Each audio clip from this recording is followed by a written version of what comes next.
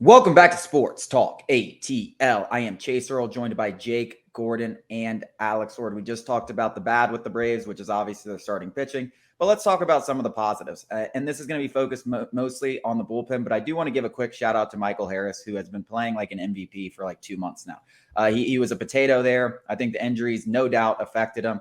I placed a little wager on him to win MVP to start the season. Obviously, that was crushed in the first 2 months, but hell, if he had played like the first 2 months like he's playing now, I think he has a 500 batting average in August. He has a 1,000 OPS over the last 2 months. I mean, having that guy in the 9-hole, he's almost hitting 300 now. He's hitting 290, 292 with an 811 OPS. I mean, he's been unbelievable, and having him back, it just makes this Braves lineup that much deeper. But let's move on to the bullpen.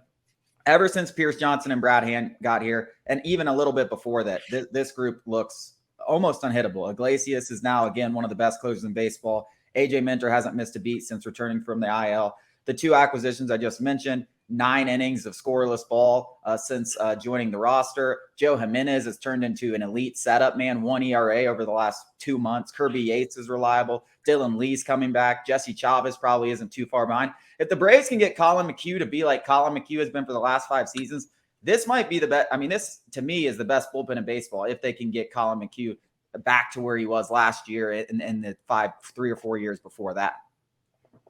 Yeah, I mentioned this earlier, but I feel like we might see Colin McHugh take a short little phantom injury list trip when Dylan Lee is ready. He's kind of been ineffective lately. I'm sure they want to get Dylan Lee back. They do have hands, so they do have 2 lefties, but Dylan Lee was fantastic before he went down with the injury, and it might be like a chance just for them to let Colin McHugh reset a little bit.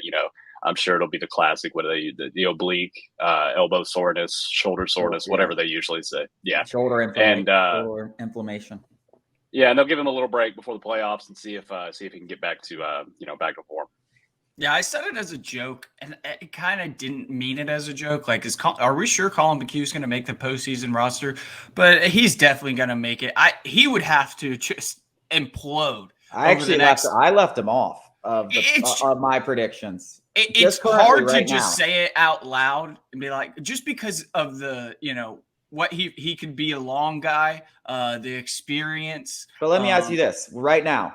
Are you taking Tonkin or Colin McHugh if it's the playoffs are tomorrow? I don't think it's a question. I mean, Tonkin's been better, certainly. I think the Braves are valuing. I think the Braves are valuing, the versatility and the experience maybe a little bit more. I mean, Tonkin can go a few innings. I said it as a joke, and sure, it might be an argument, but I think this is just a Braves thing. They're going to keep Colin McHugh. Track record. He's been here, done that. He has been terrible lately, though. So I really don't know going into the postseason. It's a good problem to have, having too many good relievers. It's a good decision. That's definitely the problem. The depth of this unit. I mean, they might not have I know Rafael Iglesias has been locked down, but the depth of this group is what's so incredible. I mean, we're talking about a guy is like I was thinking, like, is Brad Hand going to make it? Like, I don't know. He might. Like Dylan Lee, like Jesse Chavez. I know he was fantastic before the injury, but how does he come back? But I mean, hopefully he comes back pitching like he was, lights out. But the depth of this group is just incredible. I mean, they really have 10, 11 guys that all would be on bullpens elsewhere. I don't think there's any doubt about that. Yeah, poor Jesse Chavez is having a career year and might get left off the postseason. I mean, that's just the story of Jesse Chavez with Atlanta. I feel like if he gets another ring, though, he got paid. He got another ring. He'll get to go to the celebration, and everybody he'll be wearing his hat. He'll be wearing his hat, drinking some Coronas. There's worse ends to that. There's worse ends to that story, I guess. I mean, he'll be around the team. Like he'll still be in the clubhouse. Like, he's just not pitching. So he's probably drinking a Corona, watching the games from the seat. He's got the best seat in the house, like pounding some Coronas with the boys.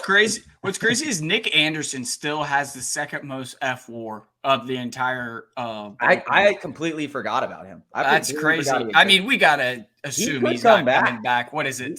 Late September? Is that the 60 days? I think it's like mid-September, early September. I think he was backdated around the All-Star break. So I think it was his last outing before the All-Star break. I mean, he was nasty before he went down. I mean, he's in the conversation if he comes back healthy. I mean, that's just a testament to the depth of this group. I mean, I said it, way earlier in the season when people were complaining about the bullpen. I'm like, dude, this group's actually pretty good. And it's not like they added anything crazy at the deadline. I mean, Pierce Johnson's been great.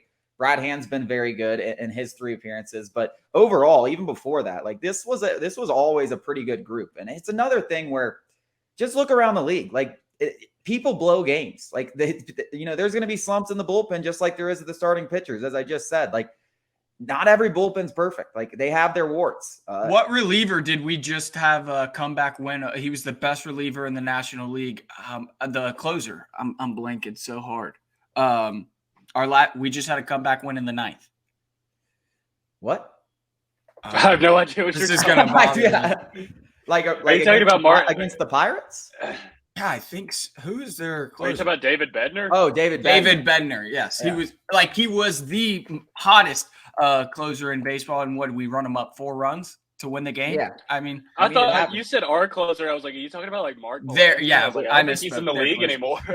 Even Batista, that's his name. It's Batista. Yeah.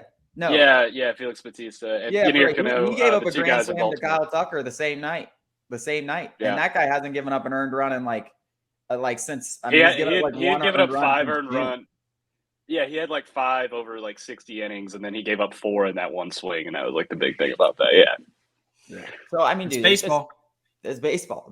These things happen, and the good news is that the Braves have this depth. They're just going to be able to ride the hot hands into October. Like whoever's pitching the best is going to get the opportunities. And like I always say, like these guys are just going to have to step up. Like guys like Charlie Morton, guys that have been struggling all season, like they're going to have to step up in the postseason. Like that's how you win. That's how we won. Our bullpen when we won was not perfect at all. And they stepped up when it mattered most. Coming up after the break, Kevin Pillar. Does he deserve more playing time out in left field as a starter?